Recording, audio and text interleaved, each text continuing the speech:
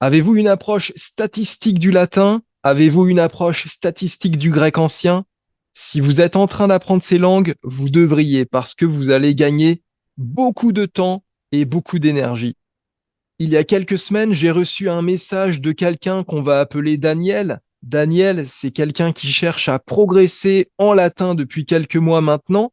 Et il me posait la question suivante, comment retenir les nouveaux points grammaticaux que l'on découvre? Faut-il tout retenir ou faut-il retenir uniquement ce qui nous concerne? Et il continuait en disant, s'il faut tout étudier à la moindre recherche, on va très vite saturer. Et là, je ne peux que donner raison à Daniel. Si vous étudiez à chaque fois tous les points grammaticaux qui vous semblent un peu flous, vous n'allez pas vous en sortir.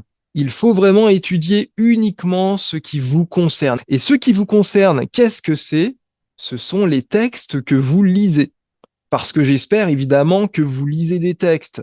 Un bon apprentissage d'une langue ancienne, c'est sans doute la combinaison de deux choses, l'absorption de beaucoup de textes qui soient adaptés à votre niveau, je ne le redirai jamais assez, mais aussi un apprentissage systématique de la grammaire et du vocabulaire dont vous avez besoin pour lire ces textes.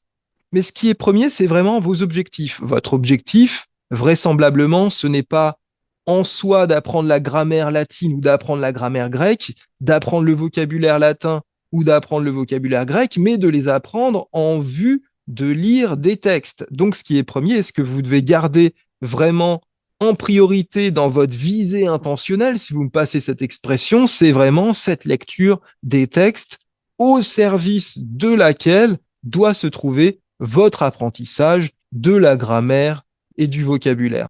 Donc, ce que vous devez apprendre en grammaire, c'est uniquement ce qui vous aide à mieux lire les textes que vous lisez. Il vous faut laisser le reste de côté. Il faut faire un tri dans la grammaire. Vous avez déjà sans doute entendu parler de la loi de Pareto. Alors, la loi de Pareto, elle est très à la mode, on la met à toutes les sauces, et ben on va aussi la mettre à la sauce linguistique parce que nous dit la loi de Pareto? La loi de Pareto, très schématiquement, nous dit que agir sur 20% de causes permet de régler, de résoudre 80% du problème. Et vraiment, ça fonctionne aussi pour les langues. Pour les langues, il vous faut travailler de manière statistique, il vous faut aller à l'essentiel. Ce n'est pas la peine de vous précipiter sur des règles grammaticales qui trouvent très peu d'application dans les textes. Par exemple, si vous étudiez le grec ancien, ce n'est peut-être pas la peine de vous précipiter pour apprendre le duel. Alors le duel, qu'est-ce que c'est? Ce n'est ni le singulier ni le pluriel, mais c'est un entre-deux qui intervient justement quand on a deux éléments à désigner. Mais le duel, ça n'est pas obligatoire. La plupart des gens, quand ils parlent de deux éléments en grec ancien, ils vont mettre tout simplement le pluriel et non pas le duel. Donc ce n'est pas une priorité d'apprendre le duel que statistiquement, vous trouverez quand même assez peu dans les textes. En latin, ce n'est pas non plus la peine d'apprendre en priorité la quatrième et la cinquième déclinaison. Pourquoi? Parce que ce sont des déclinaisons que l'on trouve relativement peu comparativement aux autres dans les textes. On trouve surtout la première, la deuxième et la troisième déclinaison. Donc attention, je ne suis pas en train de dire qu'il ne faut pas apprendre le duel en grec et qu'il ne faut pas apprendre les quatrièmes et les cinquièmes déclinaisons en latin. Je dis simplement, ce n'est pas la priorité. Vous perdez du temps et de l'énergie. Pourquoi? Parce que vous allez vous embêter à retenir une règle de grammaire dont vous n'allez pas trouver l'application dans les textes, donc vous n'allez pas la retenir, donc vous allez finir par l'oublier et le jour où vous la croiserez dans les textes, il sera nécessaire de la réapprendre. Donc vraiment, le gain est quand même très limité. Alors, on a toujours des étudiants très studieux qui veulent vraiment apprendre de manière très systématique la grammaire et qui vont s'échiner parfois à essayer de retenir des règles de grammaire. Ils ne vont pas y arriver. Dites-vous bien que si vous retenez pas telle ou telle règle de grammaire, c'est peut-être parce que vous ne la croisez pas assez dans les textes que vous lisez et donc peut-être qu'il est tout simplement trop tôt pour l'apprendre.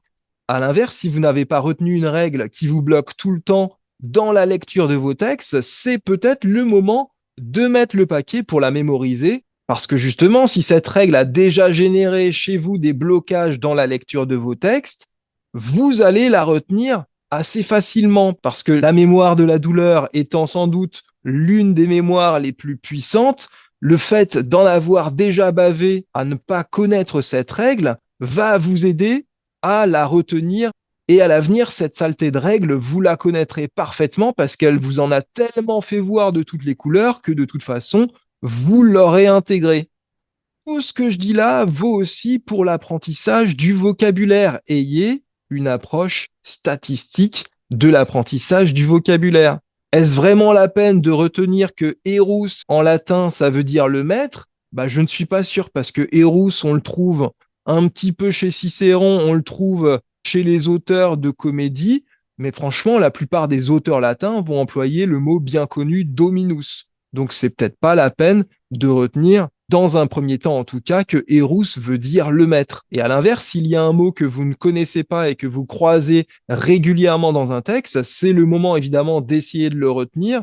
À l'issue de votre lecture, allez voir ce que signifie ce mot dans le dictionnaire. Et comme il éclairera la compréhension de votre lecture, il vous sera alors plus facile de le retenir.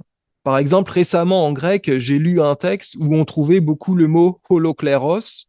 Et donc, je me doutais vaguement de ce que signifiait ce mot parce qu'on a dans holokléros, holos qui signifie tout entier.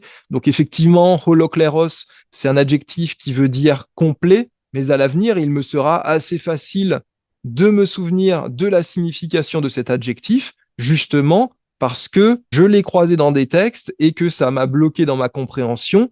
Et donc, que quand je l'ai découvert, ça avait vraiment du sens pour moi de découvrir la signification de ce mot.